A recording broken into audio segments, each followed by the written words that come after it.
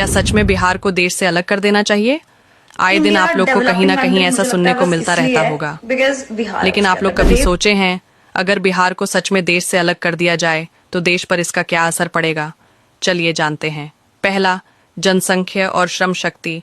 बिहार की आबादी करीब 13 करोड़ है, यानी जितनी जनसंख्या जर्मनी और जापान की है उतना अकेला बिहार में है। देश का सबसे मजबूत और मेहनती कार्यरत वर्ग का बड़ा हिस्सा यहीं से आता है। रेलवे, निर्माण, सुरक्षा, कपड़ा, होटल, हर उद्योग में बिहार के लोग रीढ़ की हड्डी हैं। दूसरा, खेती और खाद्य आपूर्ति। बिहार भारत के शीर्ष कृषि उत्पादन राज्य में एक है। धान, गेहूं, मक्का, गन्ना, मखाना और लीची जैसे फल यहाँ की पहचान है। यहाँ से हर साल लाखों टन अनाज देश में सप्लाई होता है। तीसरा, संस्कृति और इतिहास।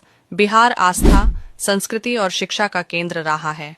छठ पूजा जैसी परंपरा इसी मिट्टी की पहचान है। यहाँ उगते ही नहीं डूबते सूरज को भी पूजा जाता है।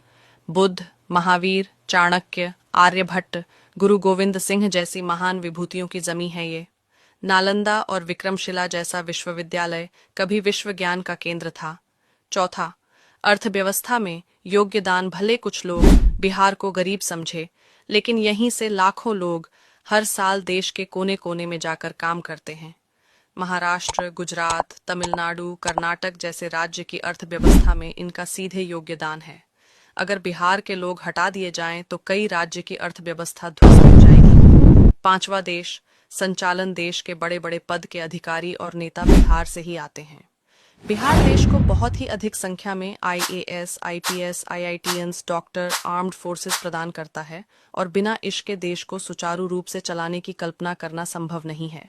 असल सवाल ये होना चाहिए कि बिहार देश को इतना कुछ देता है, लेकिन बदले में देश बिहार को क्या देता है? बिहार और बिहारियों के वजह से कई घरों में चूल्हे जलते हैं, कई लोगों को 2 वक्त की रोटी नसीब होती है। बिहार के वजह से आप हैं, न कि बिहार आपके वजह से है।